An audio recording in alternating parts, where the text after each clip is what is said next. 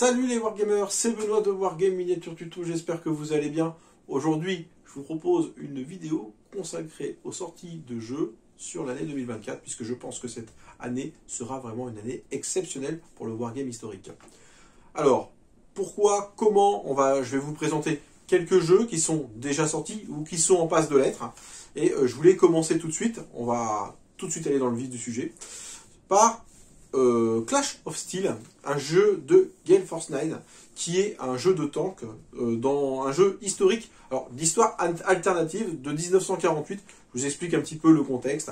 Voilà, la guerre ne s'est pas terminée en 1944, elle s'est prolongée, et on combat donc avec des tanks, qui ne sont pas des tanks futuristes, qui sont des tanks historiques, mais qui sont plutôt des tanks de fin de guerre, voire même des prototypes de juste après-guerre. Donc voilà, il n'y a rien de très extraordinaire et de très fantastique là-dedans. On est sur quelque chose, une petite uchronie, mais pas bien méchante, donc on peut parler vraiment de wargame historique. Le format c'est 15 mm, on va jouer avec des cartes.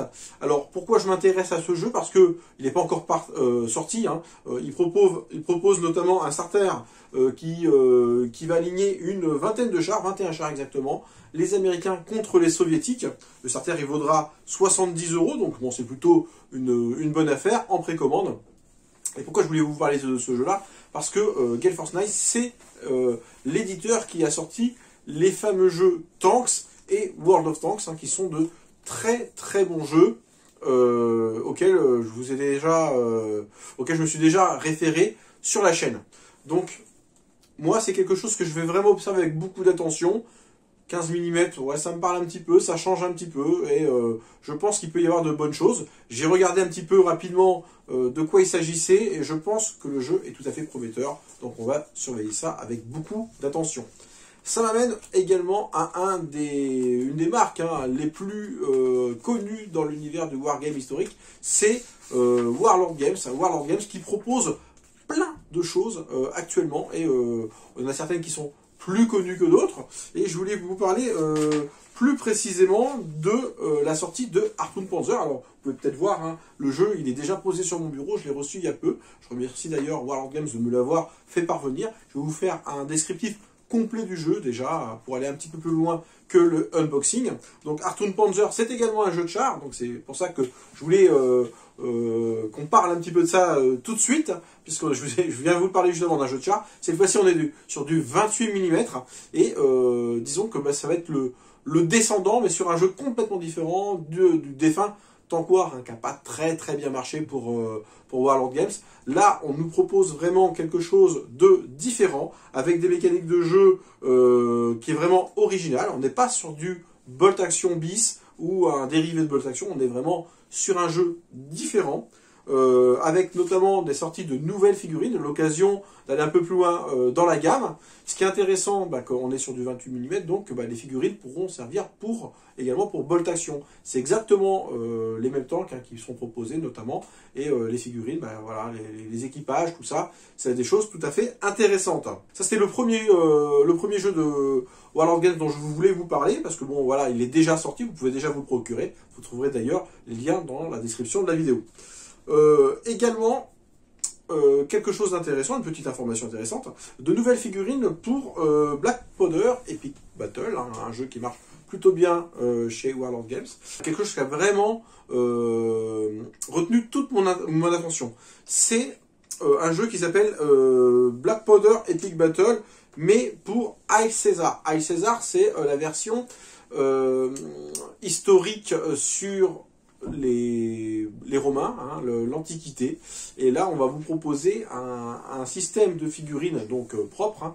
Je crois savoir que Epic Battle, si je me souviens bien, ça doit être à peu près du 18 mm. Donc on a vraiment un format propriétaire. C'est ce qui me dérangeait un petit peu d'ailleurs. Mais ici, ça gêne beaucoup moins, parce qu'on va vous proposer des batailles rangées avec des Gaulois, des Romains et toutes les autres peuplades de cette époque, avec un système d'emboîtement de figurines qui vous permet de peindre beaucoup plus facilement. Et moi, honnêtement, vraiment la redondance de figurines sur cette époque-là me gêne beaucoup moins, puisque vraiment on a une uniformité au niveau des armures, tout ça, et on va pouvoir vraiment peindre en masse très rapidement. Moi je trouve qu'ils ont fait un gros effort par rapport à ça, par rapport au côté pratique de ces figurines, et les peindre plus rapidement, ça sera vraiment sympa, et on va pouvoir vraiment se faire de véritables petites batailles à la maison sur une époque qui est très sympa. Donc je voulais vraiment vous parler de ce jeu.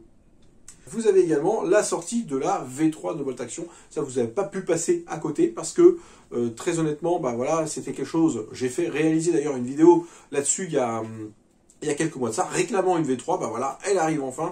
Donc, bon, c'est pas moi qui l'ai fait sortir, on est d'accord, mais l'ensemble de la communauté était d'accord pour que l'on puisse s'intéresser à quelque chose de nouveau. Et la V3, elle va sortir, notamment écrite par le fameux Alessio Cavator, qui est notamment l'auteur de jeux tels que King of War, Mordheim, Conquest, des suppléments Warhammer Battle, Le Seigneur des Anneaux, et j'en passe. Donc là, autant vous dire qu'on a quand même un auteur qui est vraiment à la hauteur, et la version 3 est très attendue, et moi je l'attends avec beaucoup d'impatience, parce que j'avais notamment proposé pas mal de choses pour améliorer la V2, et donc enfin on arrive à une V3 qui normalement devrait pouvoir conserver les grands mécanismes du jeu, à savoir des dés d'ordre, des marqueurs stress, une activation aléatoire par tirage de dés. Donc là on va pouvoir garder quand même ce mécanisme qui est vraiment toute l'originalité de Bolt Action, pour proposer vraiment quelque chose de très bien.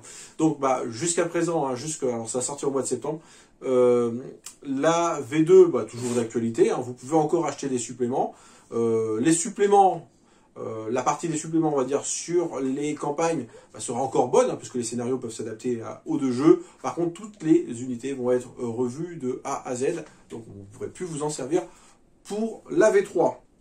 Je voulais également vous parler d'autres jeux qui sont sortis sur 2024. Il y en a deux autres qui ont retenu tout particulièrement mon attention. Je voulais vous parler également de Pillage. Pillage qui a fait l'objet d'un appel de fonds, qui est de l'auteur Noodle, que je salue au passage. Pillage, c'est un jeu du Haut Moyen-Âge qui va vous permettre d'incarner des vikings ou d'autres peuplades de l'époque dans des petits scénarios très narratifs, à savoir le viking qui va piller un petit village pour récupérer des denrées, d'où le nom du jeu. Et je suis très content que l'appel de fonds ait bien fonctionné, même au-delà des expériences de l'auteur. Aujourd'hui, il travaille déjà sur des suppléments. Une première fois question est déjà sortie, donc c'est déjà de très bon augure. Et il y a également une boutique qui a été ouverte en ligne, où il propose notamment de très jolies figurines Victrix à des prix vraiment très intéressants. Et encore une fois, vous trouverez le lien dans la description. Pillage, prend de l'essor au niveau des clubs, j'en entends de plus en plus parler, donc voilà, c'est un petit jeu très intéressant, qui fait la part belle à la belle peinture et également au joli décor. Là, on va être sur un jeu 100% français, conception française par un français. Les règles, c'est des petits bijoux. J'avais eu l'occasion de vous en parler sur la chaîne. Vous pouvez d'ores et déjà aller sur la boutique et acheter directement les règles. Il n'y a plus besoin de passer par l'appel de fonds. Donc ça, c'est une excellente nouvelle pour lui et je suis très content d'avoir pu y contribuer à mon modeste niveau.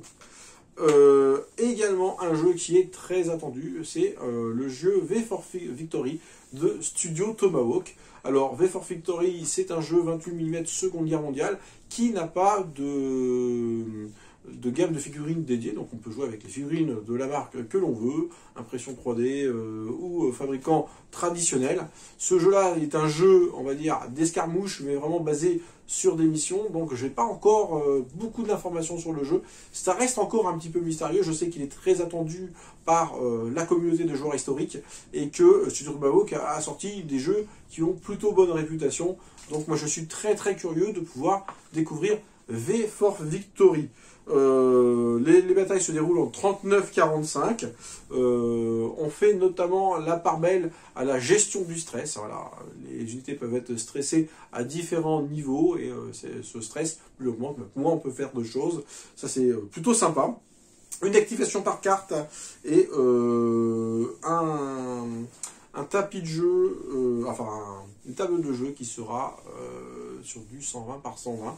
Donc c'est relativement petit, à mon avis ça doit être des parties qui doivent être plutôt rapides, et avec finalement peu de figurines d'un côté comme de l'autre. Je crois que c'est une trentaine de figurines maximum. Donc voilà, vraiment un jeu que je vais essayer de découvrir. Hein. Voilà, j'ai contacté l'éditeur pour en savoir un petit peu plus. Et bon, pour l'instant, bah, c'est un petit peu le mystère. Et bon, c'est ce que je reproche un petit peu à Studio Tomahawk, c'est-à-dire bah, voilà, de faire une communication qui est hyper restreinte. Alors, ils ont sorti une vidéo qui est un petit peu longue pour décrire un petit peu les premiers principes du jeu, mais bon, mis à part des démonstrations sur les tables aujourd'hui, V for Victory, on n'en a pas beaucoup entendu parler, et j'ai peur que ça devienne un jeu confidentiel.